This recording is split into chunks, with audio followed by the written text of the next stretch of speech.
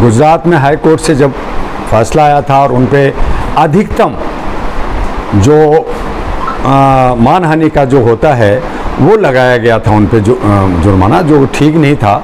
और मैंने उसी वक्त कहा था कि ये बदले की भावना से, सरकार की बदले की भावना, ऐसा लोकतंत्र में होना नहीं चाहिए। हर एक पार्टी अपनी अपनी जगह है, अपनी अपनी आवाज़ उठाए, और वो नहीं हुआ। और तब मोहब्बत और नफ़रत की बाजार की बात आ गई, और राहुल गांधी जिनको पप्पू कहा गया था, उसमें एक जोश आया और उसने जो है भारत का जो है भ्रमण किया, लोगों से जुड़े और किसानों से मिले, मैकेनिक से मिले, तो जनता से कहीं ना कहीं वो बाहर जाकर के मिले इसी बहाने। और जो उन पे जो पप्पू का जो छाप था वो ख़त्म हुआ, और ये देख रही है जनता।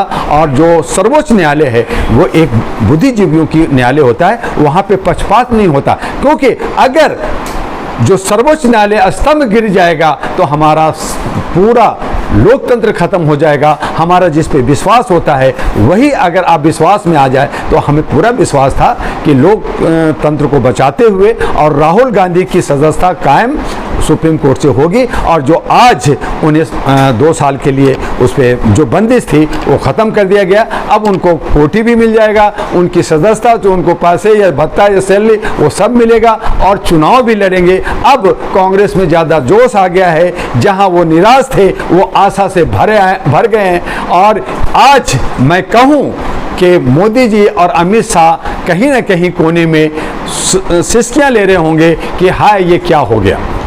सर, क्या लगता है कि जिस तरह से राहुल गांधी की सदस्यता रद्द हुई थी, उसके बाद में INDI अलायंस बना, अब बहाली के बाद क्या लग रहा है कि INDI में मजबूत होगी और एक रास्ता और खुल जाएगा जिस तरह से राहुल गांधी और मैदान में वापस आएंगे? देखिए, बहुत ऐसी बातें हैं। इंडिया जो है थोड़ा मजबूत जरूर होगा, लेकिन चूंकि राजनीतिक में बहुत सारे बेमनस और ईर्ष्या भी होता है, चूंकि वहाँ बहुत सारे लोग प्रधानमंत्री के दावेदार हैं, तो कांग्रेस जहाँ पे 52 उनके सांसद हैं, हो सकता है कि उसमें इजाफा हो जाए, 80 हो जाए, या मैं कहूँ कि 100 हो जाए। तो अगर 100 हो जाएंगे तो बाकी जो उनके 25 जो धड़ हैं, अलायंस हैं, उनको जो है 172 और लाने पड़ेंगे। अगर 100 आया तो, या 80 आया तो और बढ़ जाएंगे, तो बहुत मुश्किल है 272 लाना। और इसी का समीकरण में दूसरी तरफ एनडीए लोगों को खरीदने में लगे हैं। अपने बनारस में बहुत सारे जो उनके प्रतिद्वंदी हैं उनको खरीदने में लगे हुए हैं। बहुत सारे पार्टियों को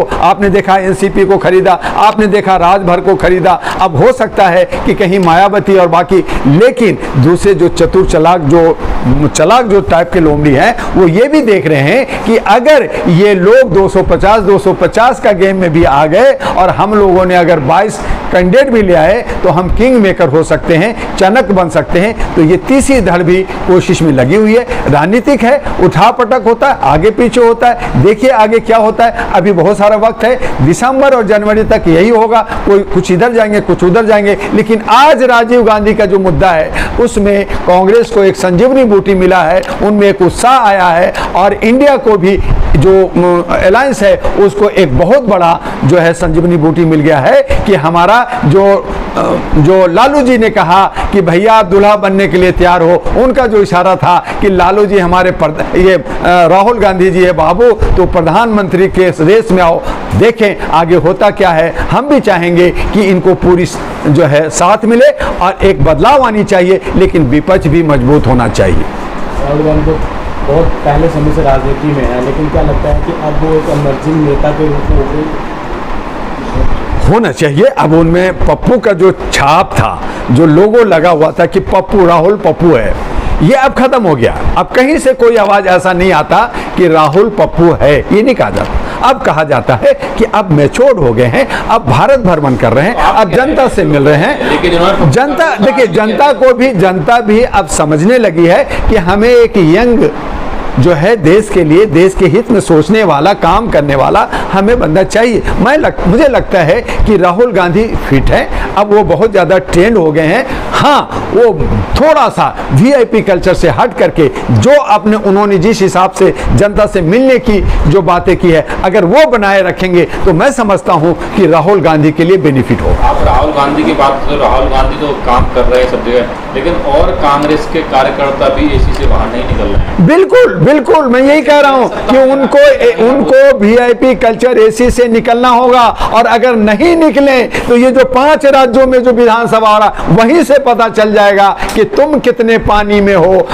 वहीं बता देंगे तो हमारा नवंबर में पता चल जाएगा, दिसंबर में सब रिजल्ट आ जाएगा, तो जनवरी और फरवरी मार्च में अप्रैल में जो है जाकर के आचार संहिता लगेगा, मई में हमारा जो है असेंबली इलेक्शन होना है लोकसभा का, तो ये बहुत बड़ा मारामारी होगा। यहाँ पे वैश्वीकरण जो पैसे की मारामारी है, खरीद फरोख्त की मारी है, हाउस रीडिंग की मारी है, ये तमाम चीजें सामने आएगी। लेकिन जनता दोनों तरफ मारी जा रही है, यहाँ भी बेवकूफ बन रहा है, वहां भी बेवकूफ बन रहा है। लेकिन हम जनता से अपील करेंगे इन तमाम मनुवादियों को हराओ। साथ ठीक है आगे बढ़े काम करें, लेकिन ये एनडीए और इंडिया दोनों मानववादी हैं, इन दो सब को हटाओ और एक नया नौजवानों का एक नया समीकरण बना करके देश को सही दिशा देने के लिए नौजवानों को और महिलाओं को दो और इनको सबक सिखा दो कि तुम गठबंधन बना के 40 चोरों का अली बाबा 40 चोर और 26 का चोर लोमड़ी का चोर नहीं चलेगा। अब नौजवानों को चलेगा, महिलाओं के चलेगा। महिलाओं को त्रस्त किया गया है, नंगा घुमाया गया है, उसका जवाब अब भारत की तमाम महिला जो 45% हमारी आबादी की है, हमारे जो बहुसंख्यक हैं, जो बहुत धर्म में टूटे हुए हैं, ठीक है बहुत सारी पार्टी में, लेकिन धीरे धीरे समझ में आ गई है और वो जुट गए जिस दिन उस दिन ओबीसी एससी एसटी की सरकार होगी। और ये सब के सब जो वीआईपी कल्चर में घूम रहे हैं, बड़े बड़े टवेरा और बड़े बड़े हेलीकॉप्टर और प्लेन में घूम रहे हैं, इन सबको एक सबक मिलेगी।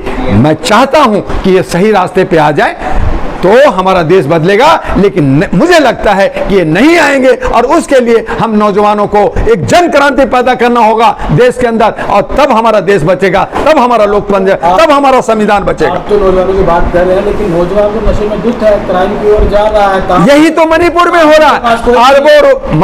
काम नहीं होगा, रोजगार नहीं होगा, तो उनकी बुद्धि किस तरह से काम करेगी? अब जागरूकता, हम लोग जो है मानवाधिकार के लोग हैं, हम लोग पॉजिटिव सोचने वाले लोग हैं, हमने करोड़ों लोगों को जागरूकता दी है। ये जो आप जंतर मंतर और बाकी जगह धरना प्रदर्शन देख रहे हैं, ये जो आज सोशल मीडिया की ताकत देख रहे हैं, ये नहीं था पहले, ये नहीं था, सबके पास मोबाइल था। लेकिन आज आप जहां देखें हर हाथ में आज जो है कैमरा है, हर आदमी जो है आज जर्नलिस्ट हो गया है। आज जो स्ट्रीम मीडिया है, जो गोदी मीडिया है, वो भी डरने लगी है कि कहीं मेरी सियासत, कहीं मेरी जो है वर्चस्व खत्म ना हो जाए। आज सोशल मीडिया हावी हो गया है और जनता अब सोशल मीडिया के मार्फत, उसकी दशा दिशा के मार्फत एक नया क्रांति लाएगा। और क्रांति के लिए जरूरी नहीं होता है कि बहुत ज्यादा भीड़, लाखों करोड़ों में क्रांति 1 और 2 लोग होता है। भगत सिंह, चंद्रशेखर और जो है गांधी जी हमारे एक थे, और आज भी कुछ चंद लोग ही देश का दशा दिशा बदल सकता है। वो साहब कांग्रेस की हम बात कर रहे हैं, राहुल गांधी की बात कर रहे हैं। पिछले चंद महीनों में कांग्रेस ने पलटवाजी लगाई है और कर्नाटका में जिस तरह से मोहब्बत की दुकान खोली, कह लें, राजस्थान में सरकार है, मध्य प्रदेश में सरकार बनाई है, क्या जो हमारा ईस्ट का एरिया है उस पर जिस तरह के हालात इस समय, जिस तरह मणिपुर हो गया, मिजोरम हो गया, असम हो गया, आगामी चुनावों में कांग्रेस की क्या स्ट्रेटेजी रहनी चाहिए? देखिए, मैं जर्नलिस्ट महोदय, मैं आपको साफ साफ बोलूं, ईस्ट इंडिया, ईस्ट जो हमारा जो भारत है, जिसमें मणिपुर, मिजोरम, मेघालय, सिक्किम, नागालैंड और आसाम आता है, इनमें बीजेपी की हालत बहुत खराब होने वाली है, क्योंकि आदिवासी को बहुत नुकसान हुआ है। जो शांति प्रिय पहाड़ियों में रहते हैं, जो अपना कैसे भी जीविकापार्जन करते हैं, हाँ आपने वहाँ पे ड्रग्स का बिजनेस किया, आप अरबों खरबों का कर करके उनकी जिंदगी, उनकी लड़कियों को नंगा कर रहे हो, इसलिए आपको नुकसान वहाँ होने वाला है। रह गया, आपने इशारा दिया कर्नाटका का, तो कर्नाटका में कांग्रेस नहीं जीती है। मैं बार बार कहा कि वहाँ जनता जीती और जनता ने बीजेपी को हारी है। कांग्रेस एक का कोई दूसरा विकल्प नहीं था, इसलिए जनता ने, सबने कांग्रेस को वोट दिया। अगर वहां पे तीसरा कोई विकल्प होता तो कांग्रेस नहीं जीती। अब 5 राज्यों का है, अब राहुल को जो राहत मिली है, मैं समझता हूं कि 5 राज्यों में कांग्रेस को अच्छा पोजीशन मिलेगा, अच्छा स्टैंडिंग मिलेगा, अच्छा जनता साथ देगी, और उसमें उनको सचेत होना पड़ेगा। वीआईपी कल्चर से हट करके ये सोशल मीडिया के को साथ लेना होगा, नौजवानों को साथ लेना होगा, महिलाओं को साथ लेना होगा, समाज सेवियों को साथ लेना होगा। और अगर ऐसा नहीं किया और वीआईपी में रहे तो फिर उनको मात खाना पड़ेगा, जो 2014 में मार खाया था। खत्म करना चाहूंगा, INDA अलायंस बना, किसको आप देखते हैं प्रधानमंत्री के रूप में, किस नेता को? क्योंकि बहुत सारे हैं, बहुत सारे, तो क्या आने वाले टाइम में आपस में भी लड़ पड़ेंगे और खत्म हो जाएगा, जहाँ फिर राहुल गांधी को सिर्फ ये नियुक्त करेंगे? अभी 2064 की नूरा कुश्ती है। अभी जो है कौन बनेगा नहीं बनेगा, ये दोनों बहुत पैसे में दबंग है, खरीद फरोख हो रही है, कौन बनेगा नहीं बने नहीं कर सकते। लेकिन मैंने आपको कहा कि इन दोनों की मारामारी में कहीं ऐसा ना हो जाए जो छोटा पिल्ला उनकी रोटी लेके भाग जाए, उड़ जाए, चिड़िया लेके उड़ जाए, और वो लेके उड़ सकता है। इसका ज़रा ध्यान रखिए कि जो छोटे होंगे वो चनक बन सकता है, और ये लोग सोच रहे हैं कि नहीं हो, आई समीकरण बना रहे हैं, इसलिए हम नहीं कर सकते, आप भी नहीं कर सकते कि एनडीए की सरकार बनेगी या इंडिया की सरकार बनेगी। लेकिन हाँ, मैं ये जरूर कहूँगा कि एनडीए की मिट्टी प्लीत हुई है, उनकी इमेज खराब हुआ है। वो जो कह रहे थे कि 350-400 सीट आएगा, वो नहीं आएगा, और वो 250 से और 200 के आसपास में सिमट जाएगा, और वहां पे उनको बहुत मेहनत करने की जरूरत है। उसी तरह से इंडिया को भी मेहनत करने की जरूरत है, साफ छवि बनाने की जरूरत है। और ये चूंकि सब बदलाव रहे हैं फ्यूचर में, इनका प्रीवियस रिकॉर्ड गलत रहा है, सब के सब चोर रहे हैं, इसलिए हमने कहा नौजवान और महिलाओं को आगे आकर करके और इन तमाम लोगों को हराओ और भगाओ इंडिया से, और एक नया समीकरण, एक नया देश बनाओ, और वो होगा भारत। भारतीय हम होंगे, और हम सबका जो सिविल कोड यूसीसी की बात कर रहे हैं, वो हमारा यूनिफॉर्म कास्ट कोड बनाओ, सारा जात खत्म करो, आरक्षण जो है, जो दबे कुचले लोग हैं, जो कमजोर हैं, जो आर्थिक रूप से कम, उनको दो। देखो भारत मेरा लहलाता हुआ कृषि प्रधान देश जो है भारतीय कहलाएगा, हम भारत होंगे। हमें इंडिया नहीं चाहिए, हमें मेक इन इंडिया नहीं चाहिए, हमें इंडिया नहीं चाहिए, हमें इंडिया नहीं चाहिए, हमें भारत चाहिए। हम भारतीय हैं और भारतीय कहलाना चाहते हैं।